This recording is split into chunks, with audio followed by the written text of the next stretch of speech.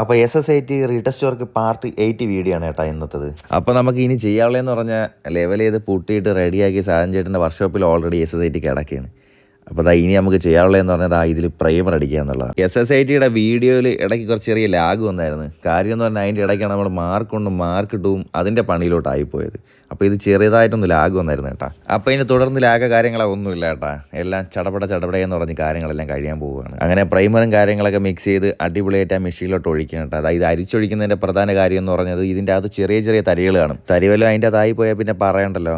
അത്രയ്ക്ക് സൂക്ഷ്മതയോടെ ചെയ്യേണ്ട കാര്യങ്ങളാണ് ഇതെല്ലാം. സാജൻ ചേട്ടൻ്റെ കാര്യത്തിൽ ഒന്നും പേടിക്കാനില്ല, എല്ലാം പക്ക പെർഫെക്റ്റ് ആണ്. അപ്പോൾ സാജൻ ചേട്ടൻ പ്രൈമറിൻ്റെ വർക്ക് തുടങ്ങി കഴിഞ്ഞിരിക്കുകയാണ്. അപ്പോൾ ഇത് കഴിഞ്ഞതിന് ശേഷമാണ് നമുക്കിനി ഇതിൻ്റെ മണ്ടയിലാണ് ഇനി പെയിൻ്റ് അടിക്കാനുള്ളത്. അപ്പം ഇതുകൊണ്ട് കഴിഞ്ഞാൽ പിന്നെ നമ്മൾ ഏകദേശം ഉള്ള പണി ഫുള്ള് കഴിയും കേട്ടോ SSITയുടെ. സാജൻ ചേട്ടൻ്റെ വർക്ക് പിന്നെ ഹൈലി ഫാസ്റ്റ് ആയതുകൊണ്ട് പ്രൈമറിൻ്റെ കോട്ടിങ് എല്ലാം കാര്യങ്ങളെല്ലാം ഏകദേശം ഒതുങ്ങി കഴിഞ്ഞിരിക്കുകയാണ്.